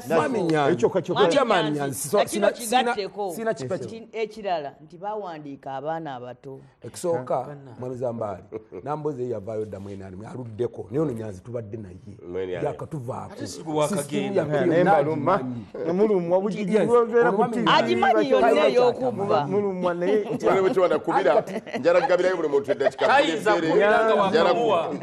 njagala nkubire nga ntandika butandisi ate bwe twagendedde mu bulango gwe tunagenda mu bulango mwami Nyanzi akimanyi bulungi nti ffe kyangu nnyo okubeera ng'omuntu chairman wa LC1 ate ya chairman wa NRM ekyo kyo kyangu nnyo kuba tuli under multi-party goal. So nga iflaga fo okukyalo gwemutunuulira mu capacity ga nti chairman wa LC1 by the same time chairman wa kati omujeko obuvunanyizibwa bwenaremu kakati so njagadde ekyo kyokugamba ekyala mwaminyazo kyakyabadde ayogerako alina ekintu wano kyayogeddeko lwaki olaba Kabanda nga zze bw'ati alina olaba Kiwanda nga zze bw'ati naye nambozi yadde akyogerako njagala mubuuza olwaleero bw'osanga President Kyagulanyi ng'atambula n'olaba ne Lopu ng'alina emmotoka emukulembedde eggula ekkubo nedda emabega ya poliisi kati oba olowooza nti mu kiseera ekyo kati Lopu afuuse mukama wa President Kyagulanyi so nga tonna kitunuliza eno waffe so kukinuliza so kakati tosobola kusanga Kyagulanyi simwe mwagamba nti atambula ne pikipiki 12 simwe temwali naye nga ate ezo kati kyetwogerako si pikipiki nona ze nabaabo naye kyetuba twogerako tugamba gwe ozze wano abadde bakusanidde ne kusiyango in summary simanyi bit lwayagendedde okusirika in summary ebintu ebikola obuyinza n'okuwangula akalulu national resistance movement byonna bwe twogerera tubirina kyenjagala obbasaba kiri kimu mu abaana ba NRM kwe kumati kati kiseera kyetugendamu kutandika ate kati okweteekerateekera ebifo ebirala ekisooka twagala nnyo okukozesa reconciliation naddala mu Buganda twafira almost constituency 25 mu Central Region because of multiple candidates osanga omuntu agenze mu kalulu akamyufu ate bamwangudde akomyewo kati kyetwagala okutandika okwewala era abantu balowooza nti nuupu y'amaanyi naye nuupu yasanga abantu ng'ojja kusanga ogenda mu constituency nga okimanyi bulungi chairman Nyanzi totuuka mu constituency nga Lugazi ng'olese candidate omu nga ffe tulina 6 and you had to hit us bwotuuka mu constituency nga Kasanda South nga ffe tulinayo Mwamisimewo tulinayo Sula Mpya ng'ate gw'oleesa omu ebiseera ebisinga bw'ogenda Mwami Nyanzi bw'ogenda Ebuvuma ekyatukubisa era Ebuvuma Nantuma ajja Mukyansubuga najja kati gwe n'oleeta bafuna bumeka gattemu tulabe Mukyala Nsubuga afuna obulu 65 yali gundi Mukyala Nantuma nafuna obulu 6 omutwalo gumu 12 owa Nuupu n'awangulira ku kalulu 9 nga bw'ogatta obulu buno bwombi tusigala NRM tulina constituency 20 obwa Nuupu bwe bwali weza ogumu n'ekitundu ne bw'ogenda Erugazi buli alonda independent abaako NRM kati kakulage Betty nti ne bw'ogenda Erugazi that's what happened ne bw'ogenda Enjeru that's what actually even Kiboga we divided our vote kyetulina okumanya kiri kimu ffe kyetulina okumanya kiri kimu I don't know why temusirikako kati kyetulina ffe okumanya nti ffe we are ready tuli ready oba kyekibadde naye nze bwe mbatunuulira kubanga as of now kakati oba tulina kubanga ebikyaliwo tomanyi who's coming ani alaga wano nga bwe mpalaze naye emisingi gyonna egitutwanguza akalulu n'okutwala okuteekateeka mu mizambali nze jagadde kutegeeza nti we are ready for 2025 ate era nga Mami Kabanda bwe yagambye nti akalulu konna newankubadde tukogera 2026 but actually the real vote is 2025 kuba mwe muli primaries mwe muli byonna wali mu 2026 tugenda kulangirira bulangirizi kigenda okukwesa ng'ennaku z'omwezi nnya omwezi ogw'ekkumi January Kaguta Museveni tumuwandiisa ng'ennaku z'omwezi nnya October bwe tuwandiisa January Kaguta Museveni mu ddakiika buli muntu nkweta dakika 2 kwandaba eddakiika nsigaza ntono ate leero njagala kumaliriza amakuba enkya tukeera mu misa Christmas lunaku lukulu nnyo nnyini ddala mukulu lw'omushana mu ddakiika ze 2:25 tusuubire ki kakati nga sinagenda mu 2:25 mpulidde wano mukulu Nyanzi Fred ffe twewandiisiza katulina miliyoni 10 n'aba NRM bewandiisiza balina miliyoni 18 katani awaani awangudde nga kuliko abaana abato please bali bagambye bawandiika abaana please bampale eddakiika 2 bano balina 18 bali balina 10 naye abamu bawandiika abaana they have explained to you bw'oba nga wabulayo emyaka 2 kulonda akalulu 26 omuntu wa 17 ajja kuba alonda. That is simple logic. Gwe wangula otya nga tulina logic. Kakati ekyokubiri tubadde ne 18 10 kyekisinga obwo tubadde ne floods. Tubadde the environment, management of our environment, the protection of the environment. Tujikutte bubi nnyo kyobalaba tubeera ne floods, tubeera n'amataba ne gakutula enguudo ne gakutula drainage systems ne gakutula bridges entindo nga bulwale lw'Ekatonga. Ate sirabawo enkyusa mu nkola kulaba nti tekigenda kuddamu. Actually it's even going to be worse. Then tuyinayo endwadde contagious diseases nga mu bukambwe zisinga ne covid ziriwo kati mpox eyemu but walimu n'endala bazoogerako ministry of health ezoogerako luli twayingira mu ggalo but kati balinga batulese mwefeeko, we don't have data, we don't have serious surveillance system. Then netwawona endwadde endala musajja yankubidde message nga yankubidde esimu nga mbuuza oba nyina bwe mmanyi mu Cancer Institute nanga nyina ekizibu nyina omulwadde yeetaaga musaayi but kakata ate bano balwanyisiza corruption tewali na kagapu wosobola okubako gokubira ekikoyo n'akuwa omusaayi kati embeera mbi nga yite ekimuluma bajjewo enguzi that line ebadde eyamba n'obako gogize n'akuwaayo lita y'omusaayi n'otambulirako kakati nayo bagise bali bagamba sijja kukuwa kakati oba yagala musaayi genda olabe minisita oba ogenda olabe permanent. So 2025 mwekengedde obutonde tetunabukwata bulungi waliwo n'ebirwadde eby'obufuzi. Politics ezijja is going to be politics of violence. Okay. And mukuru Kabanda first and foremost bakwongera security obeewo bino yabano nkuvuddeko guno Saalongo Gamulengejja ogambye abaka teboogedde ku kugaana regional sitting kikyo kitegeeza mu byobufuzi ndowooza obudde badde butukutte tobuuzizza Mugerwa George W tobuuzizza mukulu Chairman Nyanzi lwaki balwanye ennyo obutalo obutonotono ate ennene ne bazeerabira kati gwezi omwaka mulaba bali ku butalo obutonotono ne baleka President Museveni omunene ne balwanisa Mpuuga ow'ebitaano kale byonna ajja kubyogera kukangere kasute ewa mukulu Honorable Namboze mu ddakiika ebbiri. Yes. Kyenabadde njagala okumaliriza nakyo ku 2023-4 kyekyokuba nti nno wabaddewo obulamu bugenze waggulu nnyo, high cost of living.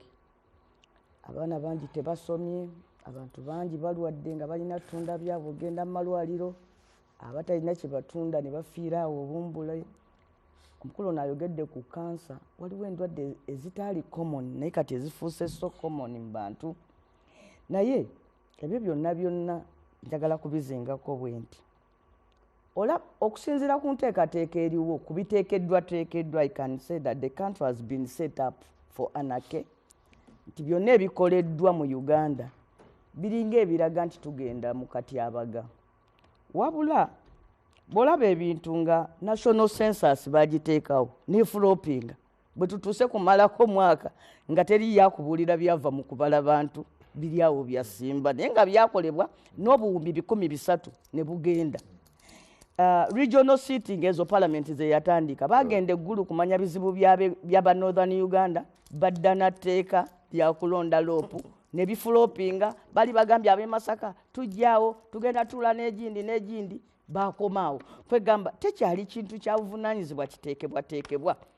Lumu mwakolako nekustole wadde ennaku ezo deadline za gavumenti ne bagamba okulonda LC kati okwo tekukyabeerayo kati myaka 15 buli nnaku bakwongezaayo kati bafunawo ekiwandiiko magezi akwongezaayo myezi mukaaga mu byalo eyafa bassentebe ekiri eyo. So decentralization nga police efudde otuuka ku zi district n'olaba nga agenze mu bifulukwa awaafa abantu ba councillors tebakyamanyi kyakola bambi wonna kwegamba sente wadde sente ziva ku mwoki wa gonja kati bazitwala paka ku consolidated fund. So the country has been set up for anarchy. Naye njagala kugamba kino nti mweyembeera ate Katonda mwakolera kyekyansomesezza ekyawandiikibwa kiri nga tutandika. N'olwekyo nze Mukama Katonda 2025 agenda kweraga nga bwali ow'amaanyi. Honorable Kabande, Teacher George William n'agamba nti bannabyabufuzi temwerabira mwayogera, waliwo abagamba mutubuzaabuza, waliwo abagamba ye Teacher George William, waliwo abagamba nti tetujja kwesimbawo nga reform tezizze era kati awatali reform mugenda kukola mutya mu 2025 ate ng'okulonda alinda ajja kiraba kyetugenda okukola abeere mugumu ajja kiraba kyemugenda okukola zadde reform tezijje ajja kiraba. Sebo nzikiriza Haji Aruna Kasolo angambye mbatumire wano kwali alaba asinzidde kyotere era bannakyotera abalamusizza abaagala nnyo era bw'anaamaliriza emirimu gy'akola essaawa yonna ajja kubanga akomawo atambuze puroguramu ze nga bwe zirina okubeera abatumidde naye byosoma nga sibiraba nze akulina Aruna Kasolo naye gwe kikutunuzanga mu notisi zange kiki yakupanga nnyo ate bakupanga nnyo objective noka wasoma Kasolo kigambo kigamba Kasolo akoma omusajja notisi zange gwe olingizayo bwoti ofaaki genda maaso mukulu Kabanda. Ekirala ssebo waliwo akabuuzo wano k'osembyeyo okubuuza lwakuba weerabidde abakulu bano nga twakava mu kalwa akaggwa mukulu yayimirira n'agamba nti abamawule bankootinze bubi Museveni tetuyinza nti twamuwadde omwaka Museveni tetuyinza kumuwa wadde omwezi nga yakyafuga Uganda yafuga era okukakana baawunzika bagamba nti nze pulezidenti wa Uganda owaddala bwe baali ebweru ne bagamba nti obeera wabwewussa okwetaba mu kalulu nga Museveni balonda okukakubiriza era bwe bakyakakubiriza. Wiiki ewedde eyo mpulidde balangirira nga bagamba nti Museveni I am coming for you. Kakati simanyi oba abanaakakubiriza ku luno be babalonze. Gwe tokiwulira ekyo. Tu I'm coming for you. Gwe mpulira abagamba bali abaliyolooza sibala nti balwanyisa nguzi transparency na accountability byebaagala niye byali mu kamwa ka president wa National Unity Platform n'agamba nti ye yatuma muganda wo ono ali wano okugenda okugula ekizimbe ettaka awali kati ekitebe kyabwe yika etawereemu ku buwumbi 5 naye ng'ate ekibiina ekyo kirina National Treasury era yamugamba nti nakugamba ogende ng'owonyera ng'oyambadde element naye oba abantu bakutegeera batya naawe walimba bano be bali mu kulwanyisa obuli bw'enguzi era abasuspendinga ne deputy president w'ekibiina kyabwe nga baga nti tewaliyo transparency accountability n'ebirala bingi nnyo be baagala eggwanga.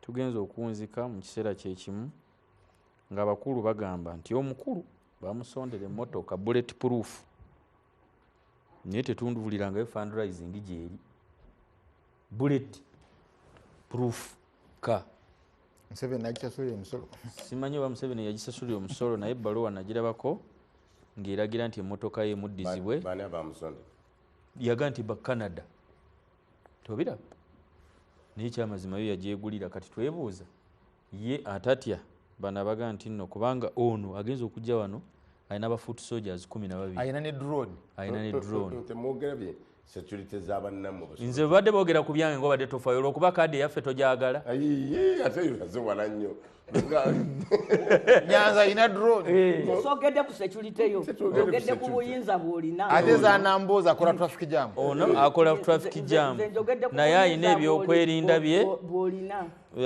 abasirikale be abali mu leeya anti ejje mukambye babeera nabo kati omuntu wa bulijjo gyetulaze muvudde ku mulamu banaye nga mmaliriza mukadde wange tulina babusaale kubejje mwali njagala kugumya abantu baffe nti balina okwawula ba comedians mu byobufuzi n'abantu bali serious mu byobufuzi 226 we tutambulidde okumutuuka kati we tumutunuuliridde abantu buli omu yenywereza mu kafooke kanaalya mu kafooke kagenda okuwangula MP to stay kubanga kakati ono alwana na bwaloodi meeya CMP to be sento Central bamugobayo dda chairman agenda kweyogerera chairman Nyanza agenda kweyogerera amanyi alaga bamugobayo dda ku bwaloodi meeya bamugobayo chairman dda Nyanza ajja kweyogerera ajja kunzika ng'ali walala era nkulayirira ono ku lunaku lw'okulonda bwe ruti nga yeesimbyeyo ku bwa MP ne bamugamba nti genda obeere mu National Talent Center lwakuba mwe temugoberera bintu e Kenya eyo wali abasajja omu bamuyita Murkomen Kipchumba.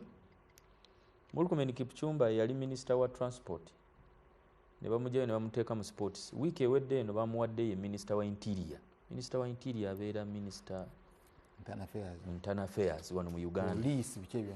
Waliyo omulala Cheriot oyo nno kati ye leader of majority mu Senate. Waliyo omulala bamuyita Kimani Ichung'wah ye leader of majority mu National Assembly. Waliyo omulala bamuyita Ndindi Nyoro. byongamba bingi naye bigenda kuyamba ate mmwe abanuupu obudde buntwala biyamba program banno ngamba bino sorry tonkanga ng'omwaka guggwako naawe abo baali beesimbeyo ku bubaka bwa palamenti mu bitundu byabwe nga ne muli ne Aden Duwale bwe bamala okunominatingibwa bwe batebeka tebaddayo mu constituencies zaabwe batandika kutalaaga na presidential candidate waabwe William Samoei Ruto era ku lunaku lw'okubalangirira eri mu constituencies zaabwe tebaaliyo bonna baali mu Bomas we balangirira akalulu k'obwa president nga baagala kusooka kusekiwalinga kiri ekiki ekikulu ono nga yeesimbeyo ku bamemba ba parliament nga ne muganda we yeesimbeyo ku bwa president tayinza kuva mu wali asooka kusekiwalinga kake mukulu Nyanzi abanga mukulu Nyanzi katuma kiri wamma kibeera tekisoboka olumu ku programu eno neŋŋamba nti programu yaffe eno abantu abamu banyumira wafaani kubanga bawuliriza propaganda ne baseka n'ekituufu abantu baba bimanyi ekisooka Kabanda ayagala nnyo okumanya kyova olaba bwagira nayogere okumanya naye tajja kummanya tajja nakuntegeera era siyinza kubikulira nti buli kimu kyonna ekiri mu nuupu okitegeera kyova olaba enkero ojja kuba oyogera birala ng'ate leero oyogedde birala naye ensonga y'ekitebe siyinza kuba no nga sigyogeddeeko kubanga ekoneddwako owamagye Meja Kakulu angambye ndamusizawo nalebo namboza afaaki omukulu sebo muprotectinga omwamaji some respect banange chairman Nyanzi yagera chairman waawe bagambye mbu owamagye gwe bayita Kakulu ampeereza message afaaki yo owamagye yakwagala nnyo owamagye omulamba afaaki omugenzi Nasantege Sebaggala olwa abantu abayogera ebisongovu ennyo yagenda nateeke amatala ku street nga gye gali balubu ne zizikira ndowooza obuzibu mu masannyalaze tale ne zizikira abantu bayomba kumala wiiki ne bamutabukira naye ajja n'abagamba nti oke zizikidde naye ettala ezizikidde zikola ki ku street we ziri kati ensonga y'ekitebe ekitebe weekiri mukulu Kabanda obuzibu banyina bano bamukulu Kabanda balowooza mu nsi yonna obaddeyo families ezibadde mu byobufuzi mu USA ne Kenya wano trajectory tubadde tugiraba kati wano balowooza nti olwokuba famire ya Museveni nzibi era tutte ebyobugagga by'eggwanga balowooza nti naffe wetuli sebo ffe twakolamu tugenza okujja mu byobufuzi nga tumanyi okukola n'okwekolerera tolowooza ate nze era nali mu byobufuzi nga ndi mukozi sibanko muvunanyizibwa wonna nti no nalayidde ku kifo kino nga ggwe bwoli nze neekolerera era ekikumi kyenina kyange sikyabya bufuzi kakati environment gye tutambuliramu yeyonoonye obwongo bw'abantu bano abasajja abato finally ayamukoli zambali kino kikulu nnyo munnange mukulu zambaale abenup tusigala tukola tuyita harmony want to harmonize with the people abantu kasita bamanye ensobi zaabwe badde mbokomawo tuli mu Christmas njagala okusaasira Dr. Kizza Besigye obuzibu bwayitamu abantu mbagaliza Christmas ennungi abantu ba Kampala yaffe Happy birthday zibaze mukaaga twingidde Christmas azaalidwa nowe kakatisoka temugezangako okuwa bakulu bano buyinza tebabukozesa bulungi oli kugamba just imagine wano ku TV nabo bo balemu kukozesa kati njagala kugaba binkambo bibiri we are not heading to anarchy but you have set us up for anarchy we are not heading to anarchy eggwanga laffe terigenda mu kuzikirira tugenda mu kulonda okw'emirimu first of all as a chairman of the National Consultative Forum. Yes. Njabategeeza ebibiina by'ebyobufuzi mu ggwanga tukkiriza tusobola kugenda mu kalulu ekibiina ekimu ne kiwangula ekyali